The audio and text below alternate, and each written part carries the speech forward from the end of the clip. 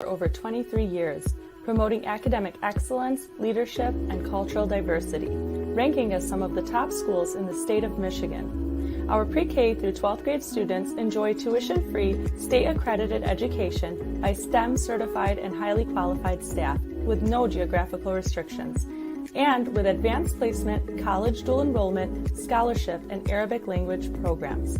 Noor International Academy in Sterling Heights at niapsa.org. Star International Academy in Dearborn Heights and in Canton at starpsa.org. Universal Academy in Detroit at universalpsa.org. And Universal Learning Academy in Westland at ulapsa.org. Join HES Academies today and enjoy a free Chromebook for every enrolled student.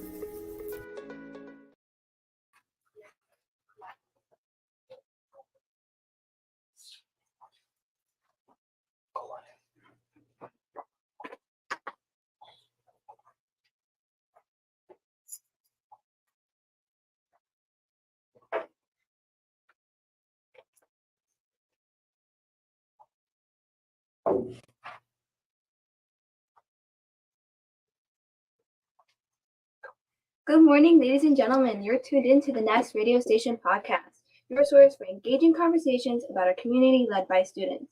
I'm your host, Sarah Mean, and today we have a special guest here with us. I'm your host, Sarah Mean, and today we have a special guest, Krista McKinney-King, the Director of Workforce Development, and our podcast is Workforce Matters. We're going to be talking about everything employment, skills development, and career growth. So, Director, welcome to the show. Thank you. Thank you very much. So let's jump right in. As we all know, workforce development is a hot topic right now, especially with the ever-changing job market. So can you tell us a bit about the role of workforce development in today's economy? Sure, absolutely. So in today's economy, it's not just about workforce development, it's about workforce sustainability, making sure that we are educating and upskilling and reskilling today's workforce, especially when it comes to what work is looking like in this day and age. For the future, especially when I think about today's generation, as well as the generations coming up, it's all about technical skills, technology, innovation, creativity, and really just considering work as something that you're truly passionate about and that you really want to pursue forever and ever. So again, when I think about workforce for today, especially within this region, the state of Michigan, Wayne County, we are moving forward. We really, really are. We have more work to do. But I think when we consider the needs of today's generation, we are well on our way. I actually completely agree with that. Like, I'm thinking about like what you just said, and if I'm comparing a few years ago, like especially about technology, to now, so many people want to go and do something with technology. Yeah. Like I know so many people that are so passionate about it, and they're doing everything they can to like achieve that goal. But no, I completely agree with that. That's very interesting to know as well. So expanding on your answer, can you explain to us how you collaborate with local businesses and industries to understand workforce needs and then create programs to like fit those needs? Sure.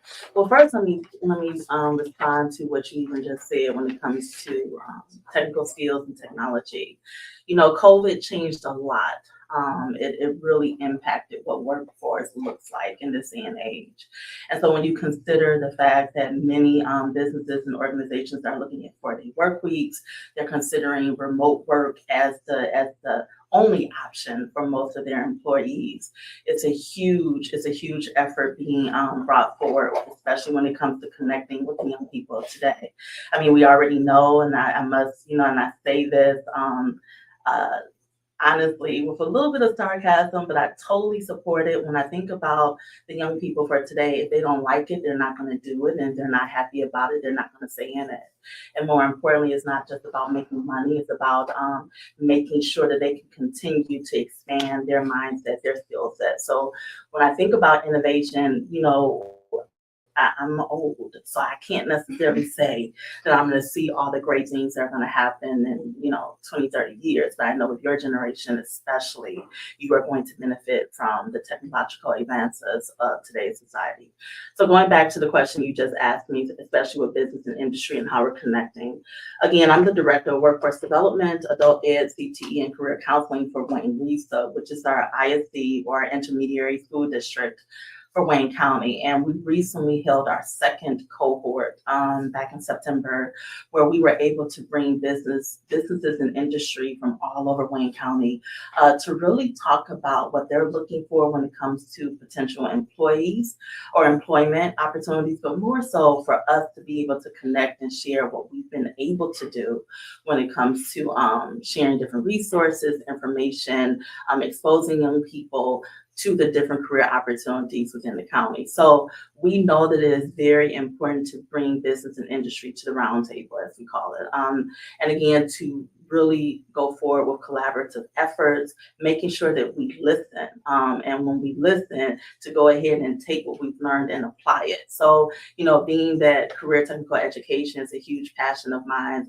we talk about work-based learning opportunities, we talk about internships, pre-apprenticeships, apprenticeships, all of that kind of great stuff, shadowing, one-on-one mentoring opportunities. So business and industry, education and industry should not be, they should not work in silo. They must work together in order to meet the needs of today's society. So, Director, you mentioned how COVID changed a lot for the workforce. So can you explain to us what trends you've noticed, especially with the younger generation's involvement in the technical skills in the workforce since COVID? Yeah.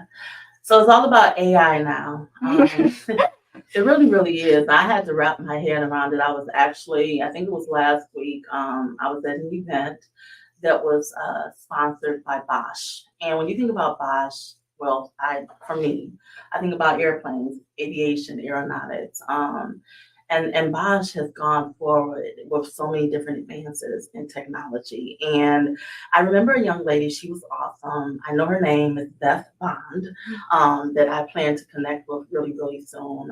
But she showed us the slide and she asked us, what in this slide do you see is very much connected to AI or advancements in technology? And most of us were able to get near to the number, but they talked about, I had to chuckle. The young lady who was jogging with the baby carriage and AI being used to, get the carriage going forward or the stroller going forward as she continuously runs behind it or next to it or whatever the case may be. And I'm like, wow, it's huge. Okay. So, again, I'm past that point in my life, but when I think about what's coming forward, especially with how COVID has really impacted the way we think, COVID, a lot of people died as a result of COVID. But I also have to consider the fact that due to COVID, we looked at things differently. We even started to consider more so how important mental health is, you know what I mean? And being that my background is counseling, I've always known that mental health is a priority in my life and those of those that I support and supervise. But when you understand how COVID changed the direction of how we work, that was a huge step forward, I think, for us. Definitely. We just mentioned all of about technology, and I use technology on a daily basis, Sure. and Everyone does. and that has had so many advancements. So how does workforce development stays relevant and stays effective today? So I do my best to connect with young people such as yourself, because I feel like 1 minute I'm ready, I'm going for it, I'm like, yes, I know it all. And the next minute they're like, no. You guys are like, no, Krista, we're kind of, we're far past that. So when it comes to staying connected to advancements in technology, like I said, it's about bringing in the community, having conversations, bringing in business and industry, those who are front and center when it comes to technological advancements. Again, but connecting it, like I said, you have to connect education and industry with each other, and you have to make sure that collaboration and the opportunities for collaboration is there and evident. Director, you keep mentioning young people, but you don't look a day over 18. Oh my God. Well, thank you very much. Oh, no. I have a 24-year-old daughter. Oh, Yeah, and I have you to. really don't show it. Oh, well, you know, I'm very proud of her. She graduated from University of Michigan, Ann Arbor. She is a registered nurse at St. Joe's Mercy. She's doing some great things. But I look at her and I'm like, wow, if I could go back like 30 years, some of the things I would have done differently. But what I really love about today's generation, especially, is that you all are willing to take risks. Yeah. I tell you, our generation, my generation, no, it was about you go to school, you get an education, you have a family, you take care of your family, you work for 30 years to get a pension, so on and so forth. You guys are not, that's not you. And I'm okay with that. My daughter even talks about how she wants to retire at 30. That's possible at this day and age. Or at least maybe do something different and have a different career. So hats off to your generation. I love it. So did you always want to go into the field of education and workforce development, or is that just something you stumbled across? That is a great question. So I also am a proud alumni of U of M. And I remember when freshman year, I declared my major. It was psychology. And I took my first psych class. Didn't do well in the midterm. And I was like, I don't think so. So, to make a long story short, it evolved. And I realized then that I really loved, I tried to steer away from it, teaching, I did. But I knew early on that was my knack. Young people were able to relate to me, especially back then. And so I had a lot of fun. And being in education, yes, it's evolved more into workforce development, especially as a result of being a principal of a career technical center. But I also was an assistant principal at Renaissance High School many years ago, probably about 10 years ago or so. So I was able to see the best of both worlds, college and career. So when you consider college and career, you must make sure that you connect the different pathways that are readily available to young people. So when I was at Randolph, I thought it was really, really, really important, especially because, let's just face it, skilled trades is not necessarily, it wasn't as attractive as a career. Now people see the benefits, electrical or electricians, HVAC, advanced manufacturing, so many different avenues you can go into, and you don't have to have a college degree and still make loads of money and have a high skill set.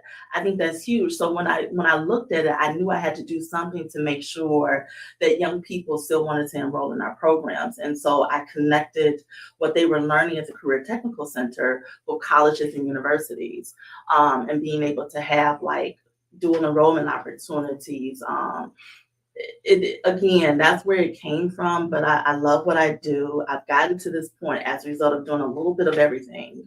And so my mentor from many years ago said, Krista, as you consider going into leadership, you got to do a little bit of everything. So having been a teacher, a counselor, an administrator for a highly successful high school in the city of Detroit and a highly successful career technical center in the city of Detroit, that's where I've landed for county. So I'm very happy with that. I feel like you've lived like 10 different lives. Yeah. I feel like you've done everything. But I'm not done yet. I promise you I'm not. I feel like I got another good 10 years left in me, so we'll see what happens. I love that you brought up your thought process of us breaking societal norms basically. Mm-hmm. And I truly do believe that because I've seen people work 2 hours, 3 hours a day just learning a new skill online and then making a living off of that, which is crazy to me because I never thought, even as young as I am, I never thought that would be possible. Yeah. But absolutely, I also think adaptability definitely is valuable in today's job market, but I wanted to bring up the topic of accessibility. Mm-hmm. So how do you ensure that workforce development programs are accessible to all members of society, mm-hmm. including those in marginalized communities? Absolutely, that's a great question.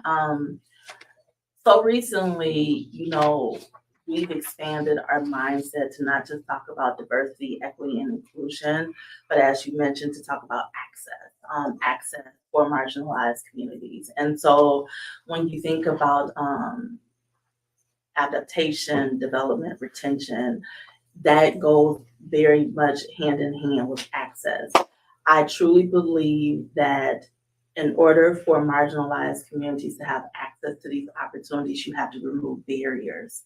Barriers can be as simple as just not knowing what information is out there. So relying heavily on social media to be able to inform. Barriers could be, limited access to childcare. Barriers could be, always, transportation issues where all these wonderful industries that are popping up are so far out of reach of the marginalized communities, they can't get to them. So it's like, come on, let's put these industries within these marginalized communities so they can see it, so they can believe it, and so they can have access to it. In addition to that, I think when it comes to just access, it's very important, as I mentioned before, to be able to inform and share different resources that are readily available to the young people and adult learners in the community. And so, increasing literacy skills, math skills, making sure that you upskill and reskill those current workers in the workforce.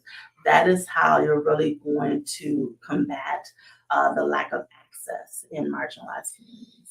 What were some of the reactions when, like, you broke the barriers and you allowed all this to go into communities? Like, what did people think? Yeah. Oh, so I was a principal director of Randolph from 2017 up until 2021. And as I mentioned before, being a woman of color within an industry that was predominantly white, that was predominantly male, admittedly, sometimes going into those rooms, it was a little bit different because it was almost like, well, what do you have to offer to this? What can you really say about it?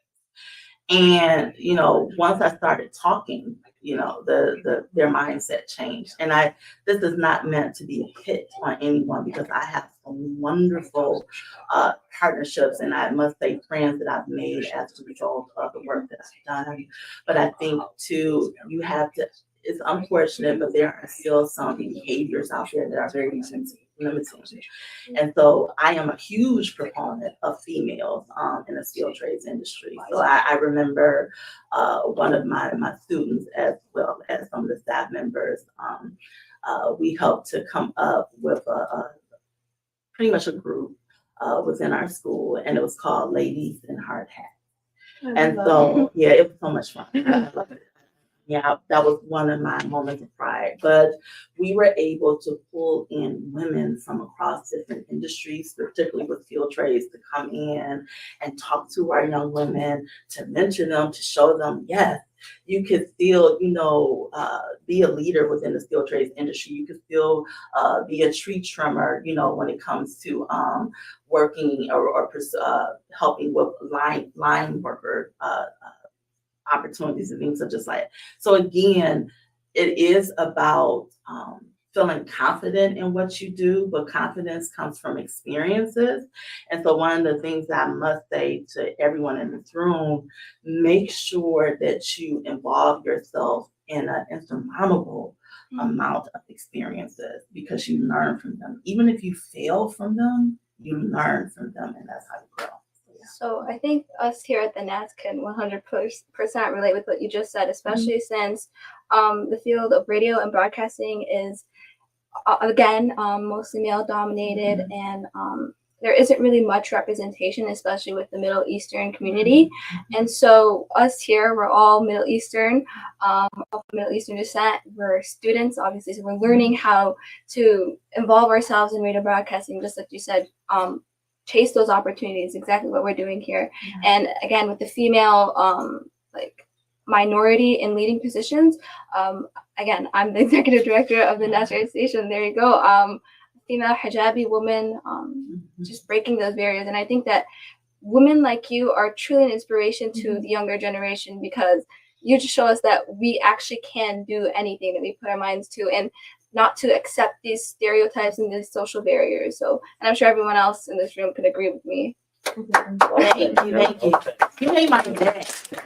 You made our day.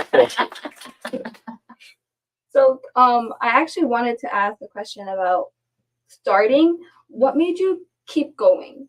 Because again, we're all still teenagers. We're all 11th and 12th graders, and it can get discouraging sometimes. So, what motivation did you have?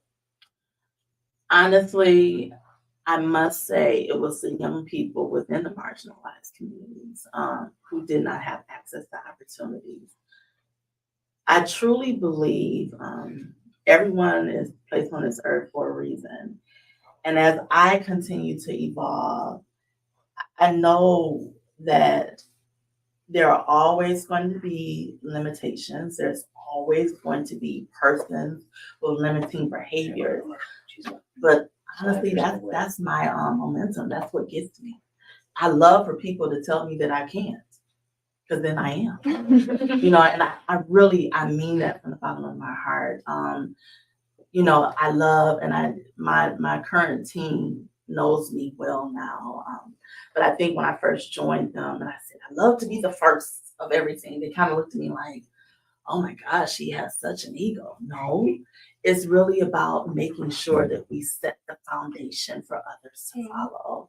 So like when I look at, you know, especially the young women in this room, you all are leading the way, you know, and I think about the Middle Eastern community, you're continuously leading the way and people are watching you.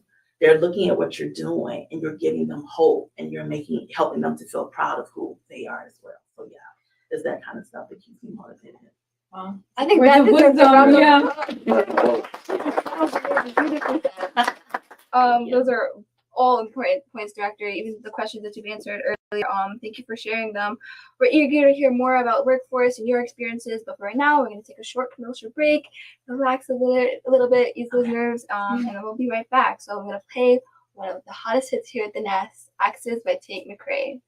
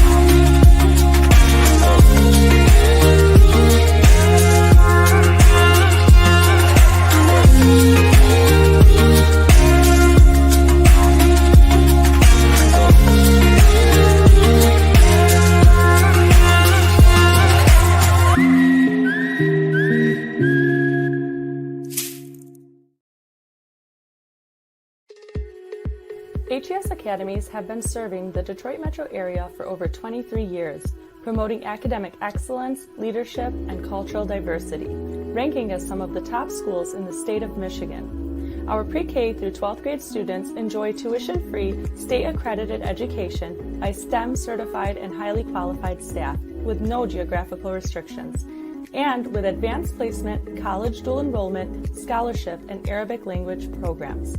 Nor International Academy in Sterling Heights at niapsa.org, Star International Academy in Dearborn Heights and in Canton at starpsa.org, Universal Academy in Detroit at universalpsa.org, and Universal Learning Academy in Westland at ulapsa.org.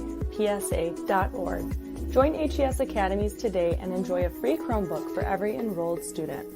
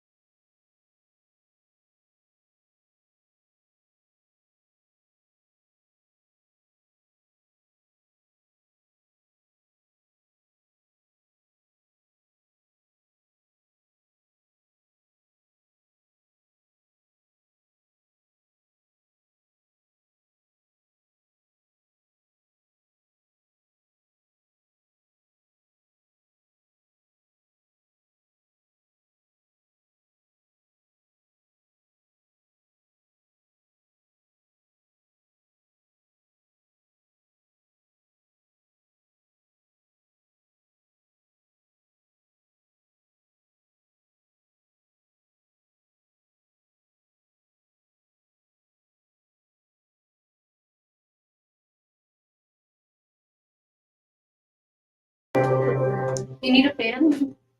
So hot.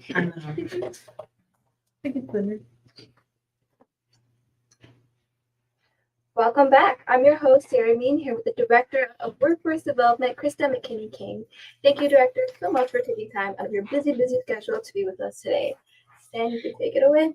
Okay, so before I continue, what would you want me to call you? You can call me Krista. Krista? Okay, Krista. Yeah, that's Okay. Thank you, Sarah, for passing it on to me, and thank you, Krista, for being here. Now, here at the Nest, we're a student-led radio station with students who will soon already have entered the workforce. I just wanted to ask, how do you work with schools and community organizations to advance future workforce development initiatives? Okay, great question. So again, the team that I currently lead is comprised of about 12 individuals. 7 of them are career counselors who service various high schools within Wayne County. So they're able to go directly into the schools and connect with the counseling teams to really make sure that seniors especially have a post-secondary plan. So the post-secondary plan, we realize is not all about college these days. Those students may want to go straight into the workforce. So we pride ourselves in making sure that we give them the information that's necessary to do it. We connect them to individuals within business and industry. They are able, I have a great team. So even they're able to facilitate career chats virtually. They go right into the classrooms where they can connect a classroom full of young people with, let's say, radio broadcasters, if they want to just know more about that particular career, or advanced manufacturing persons within that field. So, again, that's our biggest proponent when it comes to really connecting young people to what's out there. We also have, also part of our team is a young man who has the title of the Post-Secondary Success Navigator. And he does an awesome job working with graduates who unfortunately still have barriers that keep them from being successful. So he is able to work with them one-on-one, but more importantly, what I love is that he's been able to connect current college students with high school graduates to further support them as they pursue a college degree. And so we find a lot of times young people don't necessarily want to listen to adults. They get they're more inclined to listen to young people, those that they can relate to. So again, as we continue to look at the different systems that currently exist, we are just going to advance our approach. Do you reach out to these institutions, or do the institutions reach out to you, and how does it work? Yeah, so because we are Wayne RESA and we're an ISD, so again, the intermediary district for Wayne County, fortunately, we have been able to convene and actually participate and take part in several partnerships with different colleges. So you have Dearborn, Schoolcraft, Wayne County Community College District. There are several different colleges that we are working hand in hand, but it is the result of other organizations that bring us on board to be part of their leadership council. So Detroit Drives Degrees is another huge initiative sponsored by the Detroit Chamber. We also have, I could talk about so many.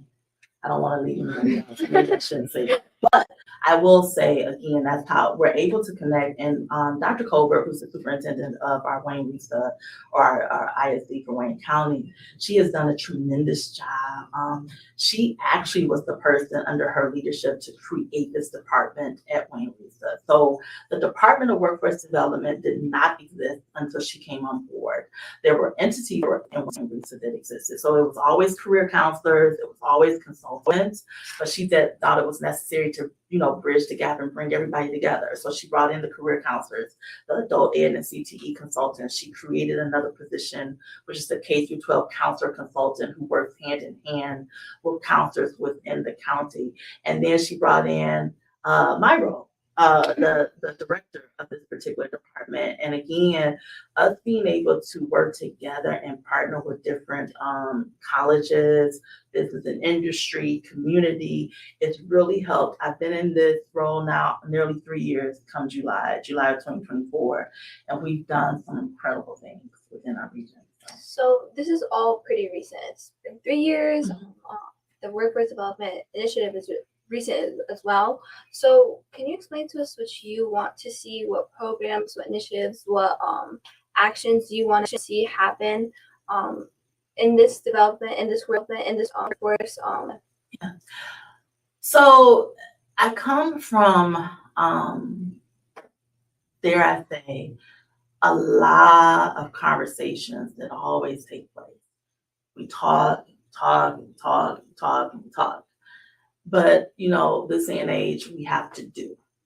And so I'm thankful for the opportunities that I've had to connect with different partners within our region. But I also know that if we're not given the opportunity to actually do the work, and that comes from continuous funding from the state to support workforce efforts within our region, that's all we're going to ever be able to do is talk. But more importantly, what I find, again, going back to just the marginalized communities, we're doing much more. And when I say we, I'll just say the region, I'll say the state. We recognize that there's some diverse talent everywhere. It is our responsibility to make sure that we connect with the diverse talent, because again, we're aging out of the workforce. We're depending on you guys. And so we have to meet your needs in order to make sure that we have success. You brought up like people leaving school to pursue a job in the workforce. And I wanted, like, it stuck with me ever since you said it. Mm-hmm. And I wanted to ask, did you always have the mindset that that was okay, or did something like very significant happen that changed your whole thought That process is about an it? awesome question. So again, when I first got into leadership, school leadership, I was the assistant principal of Renaissance High School, which, you know, I'm alum of Renaissance. So I am going to say the top high school in the city of Detroit. It was all about going to college. It was. You did not consider anything else but going to college. It was not until I was able to become a principal at Randolph that I began to consider, like, there is success. Students don't have to necessarily go to college and go into debt to be successful within careers. And when I met the most wonderful men and women who made, I'm just gonna be honest, made more money than me. Okay. And I have 3 degrees. They didn't have any. Wow. Okay. But they had skills. They had industry certifications, and they were their own boss. You know, that's huge, especially when I look at today's generation. And so, you know, the skilled trades industry, especially, you know, the electricians, the plumbers, the HVAC technicians, the welders, all of those people that did some great things and are doing great things in their life. So that's when I realized, it's not always about college. You know, going straight into a career or going straight into workforce after high school, as long as we make sure that we provide you with the different credentials and industry certifications necessary to be successful in that, and to also give you the opportunity to make money. If you do decide to go to college, you could fund your college education. So, you know, there were young people that we were still able, they gained industry certifications through our Career Technical Center, but they were also able to pursue a higher degree at a community college. So again, making sure that those pathways exist so we don't stunt the growth of young people. I'm really glad that you brought that up, because I feel like there's a lot of stigma around not going to college, and especially since we have a few seniors in this room and we're still deciding what we want to go into, what college we want to go to. It's hard, and a lot of people don't know what they want to do for the rest of their life right then and there at age 16, 17, 18. That's young, and so I'm really glad that you brought that up, because it makes me feel way better that I don't know, I'm not exactly sure what I want to do. But I wanted to ask you, is there a story of a specific student, because you're principal of school, so is there a story of a specific student that really stuck out to you? And I see your face. Yeah, I have oh my God, I can tell stories for days. No. Well, first let me go back to what you just said. You know, I know as a mom, the pressure is a lot of pressure on you guys, right? And I remember the conversations that I had with my daughter and that I still have with her. And I was talking to a parent the other day, but she is like the director of something in workforce as well. And she's like, oh my goodness, because she has a senior. And she's like, she changes her mind every day. I don't know what she wants to do. And she's like, she changed. And I said, you know what? She said, I just don't know what to do. All I can do is sit there and listen. I said, guess what? That's all you need to do. Just listen. Let them think out loud. I really hope my parents are listening. Yeah.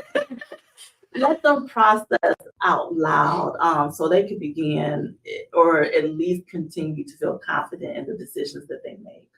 And so I also know, having been a counselor, I worry about you guys when it comes to just the stress and your mental health. at the end of the day, it's about being happy. And whatever happy looks like for you as parents, we have to just say, okay, it's their life. We gotta let it go. And so what I did with my child, I just wanted her, like, I'll tell you the truth, she wants to be a writer. I said, hey, Oh, wow. not a problem. But you better make sure you have something to make money. So if that book doesn't sell, you're going to still be able to make money. So that's one of the things that, I totally support young people when they have these streams. But I just want to make sure that you guys gain credentials, college degrees, whatever the case may be, to fund your dreams. When it comes to a young person that sticks out, I'll probably talk. I mean, I have a lot. You got like, I remember, dare I say, some of the young people who probably, they used to give me the hardest time, and I see them now and they love me to death, and they're grown. But I think what sticks out in my mind is that they felt I never gave up on them. I was that principal that was out in the hallways connecting with the young people. I had conversations. Admittedly, I think that's why I miss being in schools, because I was able to like stay on top of trends, like what to say, how to say it, and all this other kind of stuff. Come on, you're trending. No, my daughter just sent me something off of TikTok where it talks about like the different words that are like what you should say and shouldn't say. So like I think one of them, oh God, okay, so you guys say period. Yeah, period. And I'm like, oh, that's not supposed to say like period. Like I'm done with the conversation. Period. But again, I pride myself on staying connected to young people. So with that being said, there is a young lady who actually when I was like 22 in the classroom, she was my student in my English class. And this was a young lady who I knew had a gift, but she didn't know she had the gift. She would come into the classroom, she would sit in the corner. She had like this I see this look on her face like, you dare not say anything to me. Just don't talk to me, right? But me being me, I'm gonna go see you. I'm gonna make you talk. We're gonna have a conversation about something, right? And when she began to talk, I could hear how passionate her voice was, especially when she wanted to talk about something that she believed in. So I challenged her to enter an oratorical contest as a freshman, where she had to recite a poem. Hands down, just blew the audience away. Won a 4-year scholarship. Wow. As a result of that. And her name is Angela O'Neill. The reason why I'm going to say Angela, she's close to what? I don't know. I think Angela's probably like 35, 36 now. And she is a power match. She is a whirlwind. But she still talks about that moment. And she's actually a mentor to me now, because she's created her own consulting firm for growing leaders and expanding leadership. And so she was like, she still wants to call me Miss McKinney. I'm like, call me Krista. She's like, well, Krista, I really want to use you as a guinea pig. And I'm like, okay, not a problem. So it's like I meet with her every Saturday for an hour, and we talk about different ways to expand my leadership capabilities. So to know that the roles have reversed, where I was her teacher and she was my student, now she's my teacher and I'm her student, is huge. It's beautiful. Yeah. So like I said, when I see stuff like that, that's what makes me keep on going. So I think the last graduating class I had was 2017. So I'm anxious to see what they're doing now. But I've had probably thousands of young people at this point in my career, and I love them to death. I'm sure they love you to death too. But Director, before we move on to the next question, I want to teach you another slang word, trendy word right now. Okay. Slay. Oh, slay? Yeah. Okay, so that means like when you look good or something. Yeah, or you yeah. slay. Okay. So use it for me in a sentence. You're slaying right now. Slay right now. Okay, I got it. Okay, I'm gonna make sure I use that. Go home and these are your daughter. I am. She's gonna look at me like she is. Actually, she is. Exactly. I feel so loved with all your stories. I don't even know you like that, but you just radiate such lovable energy. So I wish I was your student, really. Oh, I'm awesome. Well, you never know. I might come back into education full fledged. You never know. But based on your years of experience, and you said it was 3, What have you seen as the biggest challenges and opportunities in the workforce development? I will say the biggest challenge is once you think you know, and then you realize the next day you really don't know, because our society is changing so rapidly. And so like keeping up with everything that's going on, that is a huge challenge for us. So what we do as a department, as an organization, we do our best to think about 5 years from now. We can't just think about today. And so that is why we kind of, we scale back and we say, okay, we're working with high school students, but I think now we probably need to start doing more with middle school students. Because that's when they become even more passionate about possibilities of what they want to do in their life. I would say, but one of the most, again, the prideful moments is when you're a part of seeing the success of a school, of a student, of a instructor. Those are the moments that we live for. So, we try not to delve into the challenges every single day, but we also know that with challenges, you learn from them, as I shared with you guys before we went on break. So, yeah. So building on your previous answer, what are your top priorities or goals, basically your dreams for advancing workforce development in the state, and how do you plan on achieving those goals? So funding is going to be a huge priority, or will continue to be a high priority for our organization, because again, as we connect with different partners, whether it's Focus Hope, whether it's SIMCA, whether it's Schoolcraft College, whether it's the Bricklayers Union, we understand that partnerships play a vital role in the success of young people. We can provide the education, but we can't necessarily give them the hands-on training that's needed or the college education that they need to continue to pursue this particular career. So, what I will say, again, going back to your question, is very important that we consider funding, we consider partnerships, we consider collaborative efforts where, again, that hands-on approach, not just we got to go into community as much as possible to really understand the needs of individuals, especially adult learners. Fortunately, you guys are about to graduate from high school and you're going to go on to bigger and better things, but we cannot forget about the adults that currently exist that still want to do more with their lives. So we have a priority with that when it comes to reskilling and upskilling current workers in the workforce. That was amazing. Thank you for that.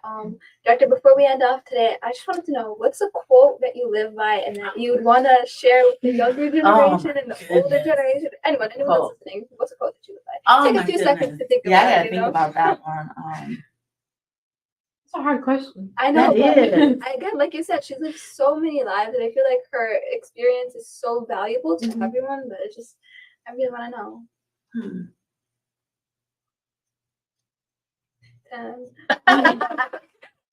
Oh my goodness, you guys. Admittedly,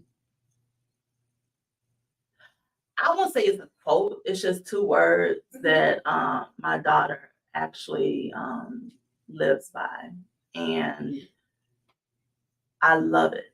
And the 2 words are keep going. I like that. Yeah. Keep going. That's very, very important, even for someone of my age, someone of your age. Just keep going. So versatile. Don't stop. That's everyone. Yeah, don't stop. Keep going, no matter what that looks like, no matter what that is. Keep going. So, yeah. Well done, Director. I love that. That's amazing. But that unfortunately is all the time we have for today. Thank you so much for joining us and sharing your insights on workforce development, your personal experiences, your life, honestly. And thank you to our listeners for tuning in to Workforce Matters here at the Nest. Join us next time for more discussions on all things employment and career related. Until then, stay informed and keep striving for success. And of course, keep listening to the Nest. I'm your host, Sarah Amin, signing off.